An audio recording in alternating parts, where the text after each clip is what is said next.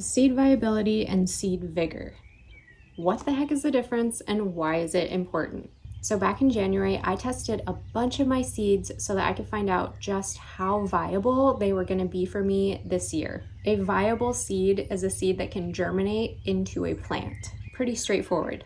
But then I discovered the other V word, vigor, which is the measure of how well a seed will perform during germination and seedling growth. Who would have thunk that there was so much that went into all of this?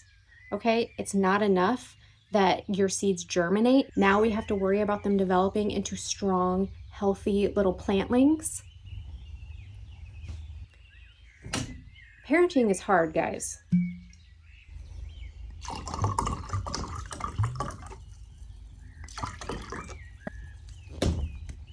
So let's talk about some of my little experiments.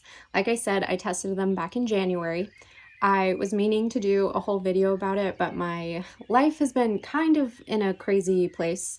We are currently remodeling a place that we're going to be moving into. So I've been, running electrical wire and framing out windows and putting up insulation and all the things that go into that. And then trying to pack up my apartment and start all these things and redo the garden and think of my plans. So it's just been kind of a whirlwind. Whirlwind?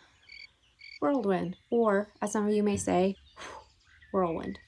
So when it comes to seed viability, you can look it up online, different viability charts, but typically there's a lot of different factors that go into the viability of a seed and essentially their vigor later on. But one of the main things that they talk about is age of the seed.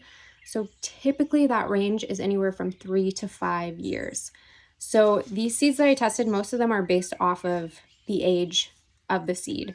I think the only one that does not follow that rule are my China asters right here. These are from 2023. And when I looked at the viability chart, it said that these seeds are usually good for about 3 years. It's only been 2, but none of my seeds from this pack germinated for me last year. So I just wanted to test these to see how they were going to do in a test situation. None of them germinated in my test, and I did start some out here just to be sure.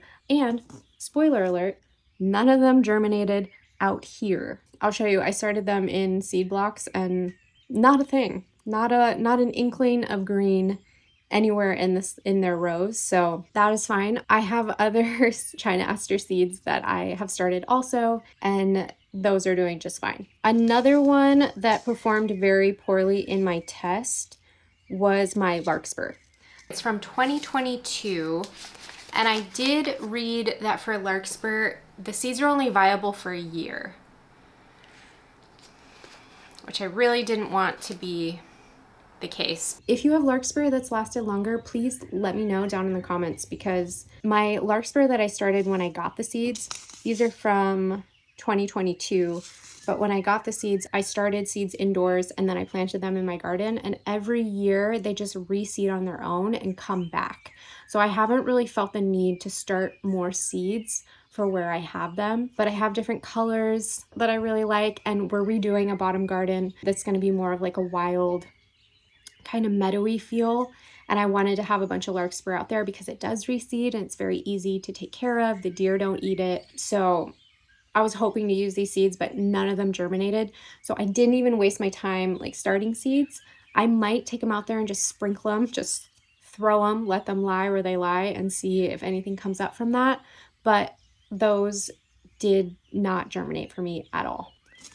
Moving on from those, let's see. My 2020 Zinnia Bonfire seeds, those did pretty good. I had 9, 10, 11 seeds, and 1, 2, 3, 4, maybe they didn't do pretty good. 4 out of the 11 sprouted, so not very good. I guess those my other zinnias, yeah, those cupcake zinnia mix. Looks like we had 3 of the 11 actually sprout. Both of these are from 2020, and the germination rate is not great. At least we know some of them are still kicking in there. I succession plant these. So for my first round of successions, I wanted to make sure that I had a pretty good amount. So I did start extra. Those germinated kind of well. And this is my yarrow, my summer pastels from 2021. None of them germinated. That is kind of a bummer. These were the ones that needed light to germinate, and so they were up on the bookshelf. I don't know if maybe they didn't get enough light. My other seedlings that I'm going to show you, they did germinate. So any of my seeds that didn't germinate, I'm not sure that I'll just throw them away. I might sprinkle them haphazardly around the garden and see, you know, if anything does come of it. But I definitely will not start this seed pack as like my cutting varieties that I'm hoping to grow in my garden, because clearly I didn't really have any success with any of them. So I'll just use a different seed pack and that'll be fine. My other flower variety that needed light to germinate is also from 2021. It is this feathered celosia. And as you can see, hopefully, I don't know how well you can see, but I think all of them germinated. That's really exciting. That means that these are perfectly fine. And I've also had really good germination rates in the greenhouse. So the same goes for these double click cosmos from 2020. My snapdragons though are having a little bit of a trouble. So in my germination test, these did pretty good for viability.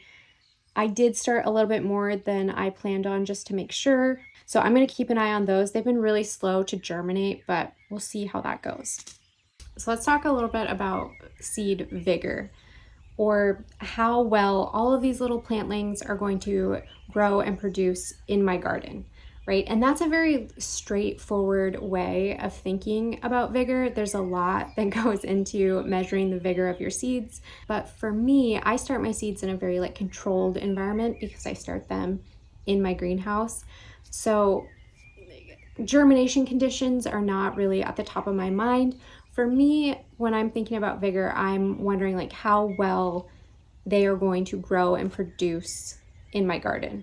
So that's not really something obviously that I can like show you right now. That's something that I'll kind of keep you up to date on as the growing season kind of goes. Something to keep in mind is that vigor tends to deteriorate with age. So the older your seeds are, the less vigor they have. Other factors that are going to play into that are how you store your seeds, right? Because when you're storing your seeds, which I am not great at following these rules, okay? I forget seeds in my car. I forget seeds in my greenhouse.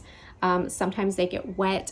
I'm not a great seed storer in general, but you want to make sure that you're keeping them in a dark place, in a cool place. You don't want them to be exposed to a lot of humidity, a lot of moisture.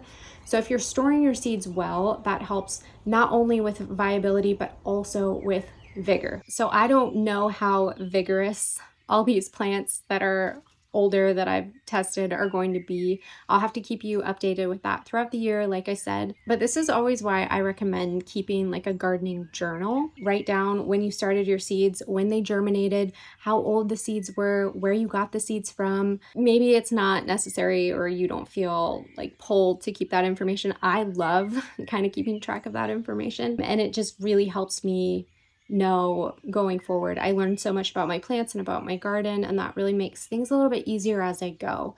For the sake of science, I implore you to test your seeds and keep track of it and see what happens. And if you do, please let me know down in the comments how things are going with your plants. I will keep you updated on my plants.